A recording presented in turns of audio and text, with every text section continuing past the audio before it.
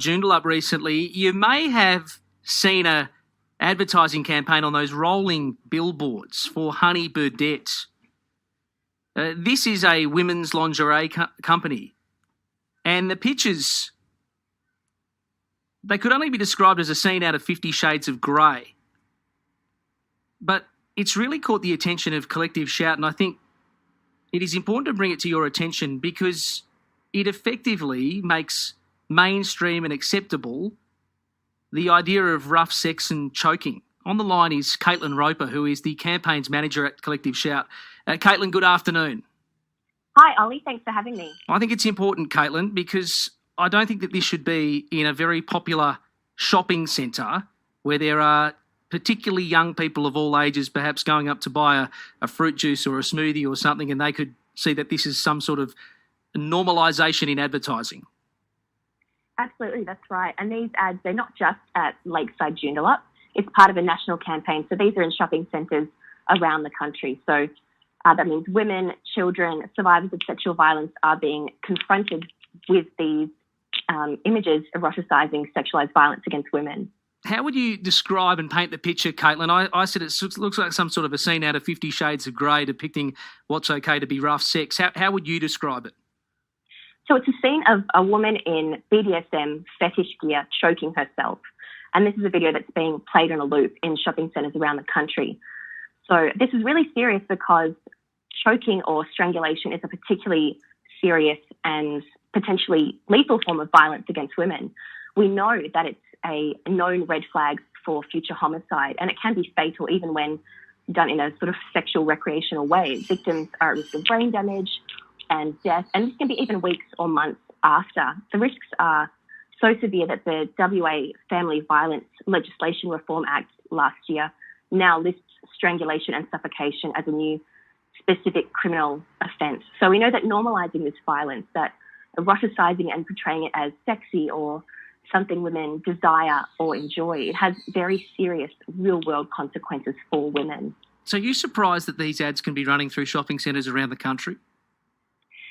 I'm not really, just because of the current state of affairs. But first of all, we have Honey Birdette, who continually uses sexist and porn-themed ads in their ad campaigns, and we've been campaigning against them for a number of years. We also have shopping centres that have failed to act, even despite 78,000 people having signed a petition calling for CEOs of these shopping centres like Westfield, Lend-Lease, and others like that to put a stop to this kind of porn-inspired advertising and to stop facilitating Honey Birdette exposing children to pornographic depictions of women. So all of these shopping centres are aware of the issue. They just don't care. They've failed to demonstrate corporate social responsibility at any level here. And I've even called up centre management at some of these shopping centres like Lakeside Joondalup on a number of occasions, and without fail, they fob me off. They promise that someone will call me back, someone will get back to me, and I've been waiting since 2017. And we also have an advertising system in Australia where we have advertising industry self-regulation. So this is how a sex shop can broadcast videos of a woman sexually choking herself to an all ages audience, because there's really no real regulation. So Collective Shout, the campaigning movement I'm a part of, has for more than a decade been calling for a new system of advertising regulation that actually works. In other parts of the world, sexist and discriminatory advertising, it's banned, and there are substantial fines for advertisers who are in breach. But here, the ad standards, it has no authority to enforce rulings. There's no penalties for non-compliance or anything like that, which is how Honey Birdette has been, how they've managed to get away with it, running ads depicting almost naked women, upskirting, violence against women, and even orgies for all of these years.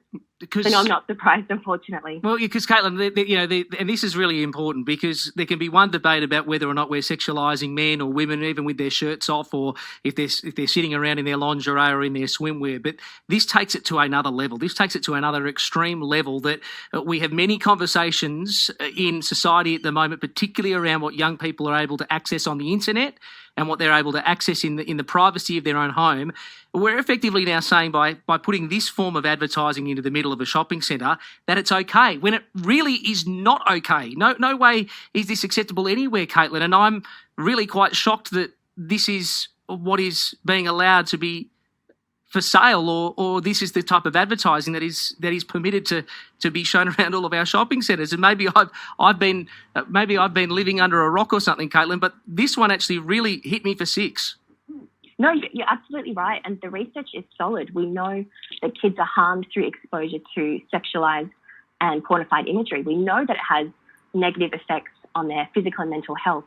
And yet we have nothing in place to prevent Honey Birdette from exposing children to this kind of content. And this is, at my local shop, which is Lakeside Joondalup, Honey Birdette is just metres away from where Santa is at Christmas time.